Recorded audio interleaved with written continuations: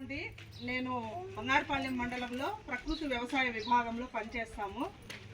ఈరోజు మన గ్రామంలో ప్రకృతి వ్యవసాయ విధానంలో పిఎండిఎస్ అనేది ఒక ప్రధానమైన పాత్ర. అంటే పిఎండిఎస్ అంటే ప్రీ మాన్సూన్ డ్రై సోయింగ్ అంటారు. అంటే ఒక 20 నుండి 30 రకాల విత్తనాలు కలిపి వర్షాలు రాకముందే, తొలకరి జల్లులు రాకముందే మన పొలంలో వేసుకొని దానిని 45 రోజులు అలా ఉంచి 45 రోజుల తర్వాత దాన్ని పొలంలో కలిగి దున్నేసి తర్వాత కనుక మనం ప్రధాన పంట పెట్టుకుంటే మనము ఇప్పుడు చాలా వరకు బయట క్రిమి సంహారక మందులు అవి ఇవి వాడుతున్నాం కదా, అలాంటివి అవసరం లేకుండా మన పంటకు తర్వాత పంటకు అవసరమయ్యే పోషకాలన్నీ కూడా ఇవి ఏవైతే మనం విత్తనాలు వేస్తామో వాటి ద్వారా మన పంటకు అందుతాయి. ఇది 2 రకాల లాభం అన్నమాట. ఒకటి, పశువుల మేతగా ఉపయోగించుకోవచ్చు. చాలా వరకు మన సైడ్ ఏం చేస్తున్నాము, పశువులకి కసువు పైరు వాడతాం, అవునా? ఒకే రకమైన పైరు తినడం వల్ల అవి అంత శక్తి లేకుండా పోతాయి అన్నమాట. ఆవులు చూడండి, ముందు కన్నా ఇప్పుడు పోలిస్తే ఎక్కడ చూసినా ఏదో ఒక రోగాలు వస్తున్నాయి. ఆవుకి త్వరగా కట్టుకు రావు, 3 రోజులు కింద పడిపోతూ ఉంటాయి. కుంటు వ్యాధి అంట, ఏదో వ్యాధులు వస్తుంటాయి. అయితే దానికి ప్రధాన కారణాలు 2. ఒకటి ఏమంటే ఆవుల్ని గతం కొని వస్తాను, అవునా? ఇప్పుడు ఏమైతుంది, మనం బయట వదిలే పరిస్థితులు లేవు. ఆ యూరియా పశువు పై వేసుకోవడము, అది తొందరగా రావడం కోసము యూరియా వేయడము, దాన్ని కోసి పశువుల మేతగా ఉపయోగించడం మనం చేస్తున్నది ఇదే అన్నమాట. అయితే మనము వన్ వేలోనే ఆలోచిస్తున్నాం. అంటే తొందరగా పెరగాలి అంటే యూరియా వేయాలి.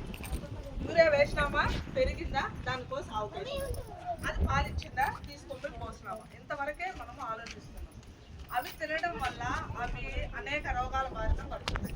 అయితే మన ప్రకృతి వ్యవసాయ విధానంలో ఇప్పుడు కనుక్కున్న మన వెటనరీ వాళ్ళు వీళ్ళంతా కనుక్కున్న ఒక కొత్త విషయం ఏమంటే, ఎప్పుడైతే మనము ఒక 20 రకాల విత్తనాలు కలిపి భూమిలో వేసుకుంటామో దాంట్లో 20 రకాలు ఉంటాయి కదా, ఆ 20 రకాలు 45 రోజులు పంట పూత దశకు వచ్చేటప్పుడు దాన్ని గనక పశువుల మేతగా ఉపయోగిస్తే దాంట్లో అనేక రకాల పోషకాలు ఉంటాయి.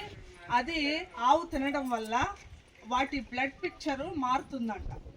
వాటిలో పాల దిగుబడి బాగుంటుంది ఒకటి, వాటి ఆరోగ్యం మెరుగుపడుతుంది ఒకటి, తర్వాత వెన్న శాతము బాగుంటుందంట. అయితే ఇది వాళ్ళు ఒక సర్వే లాగా చేశారు వెటనరీ వాళ్ళకి. బంగారుపాలెంలో మేమే దాదాపుగా 300-400 కిట్లు మేమే తయారు చేసి ఇచ్చాము. వెటనరీ వాళ్ళు మాతో టైఅప్ అయ్యి ప్రతి గ్రామంలో పశువులు ఎవరికైతే ఉన్నాయో వాళ్ళకు అవగాహన కల్పించి వాళ్ళతో ఇవి వేయించి వాటిని టెస్ట్ చేస్తున్నారు. అంటే ఈ కసువు పైరు తిన్నప్పుడు వాటి ఆరోగ్య స్థితి ఎలా ఉంది, అవి పంట వేసిన తర్వాత వాటి బ్లడ్ పిక్చర్ ఎట్లా ఉంది, వాళ్ళు రికార్డ్స్ మెయింటెనెన్స్ చేసి కుటుంబాలు ఉన్నాయి కాబట్టి దయచేసి ఒకే కసువు పైరు వేయొద్దండి. ఒక 20 రకాల విత్తనాలు కలిపి చల్లుకోండి. మేము అది BRC సెంటర్ల ద్వారా మీకు అందజేస్తాం. ఒక 10 కేజీలు 650 రూపాయలు కాస్ట్ ఉంటుంది. అవి మీరు ఇక్కడ గ్రామంలో ఎవరికి చెప్పినా మీకు ఇంటి దగ్గరకు చేర్చే బాధ్యత వాళ్ళది. మీరు తీసుకొని అవి వేయండి. ఒకటి, ఆవులు తినడం వల్ల ఒక లాభము. రెండోది, ఆ పైన కొన్ని భూమిలో ఇమిడి జీవామృతము, ఘనజీవామృతము, పుల్లటి మజ్జిగ, నీమాస్త్రం ఇలాంటివి వాడుకుంటూ పోతా ఉంటే సరిపోతుంది. ఎంతసేపు మనము ఎక్కువ యూరియాలు, ఫాస్ఫేట్లు ఇవి వాడడం వల్ల మన భూమి చాలా కలుషితమైపోతూ ఉంది.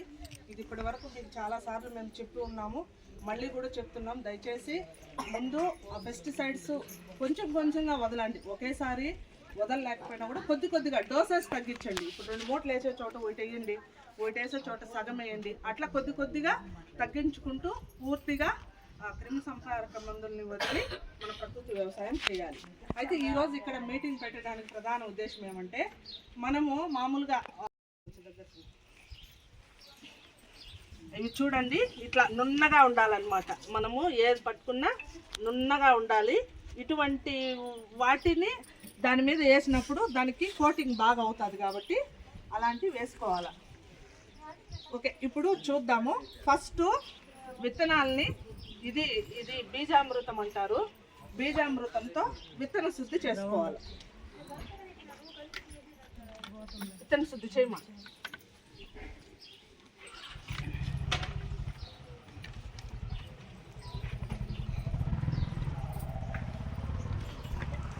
అంటే ఇలా విత్తన శుద్ధి చేసుకోవడం వల్ల విత్తనాలకి ఏదైనా క్రిమి సంహారక మందులు అంటున్నా, లేకపోతే విత్తనాల ద్వారా ఏదైనా తెగుళ్ళు సోకినా వాటిని నివారించడానికి ఈ విత్తన శుద్ధి అనేది చేస్తాము. అలా అయిపోయిన తర్వాత ఇప్పుడు ఫస్ట్ ఏదైతే బంకమట్టి మనము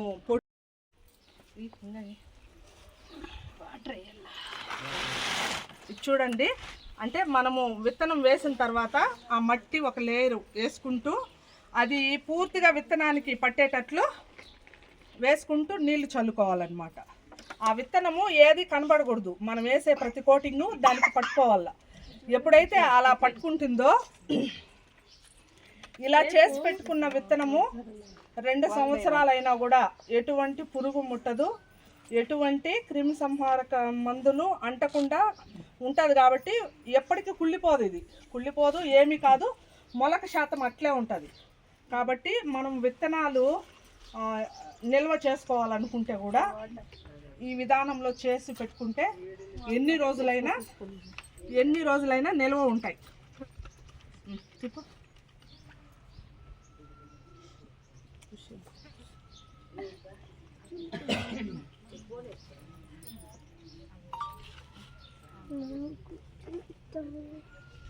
ఇది మట్టి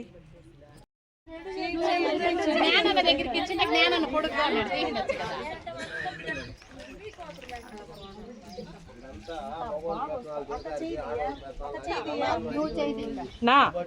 ఏనా నో ఎట్లా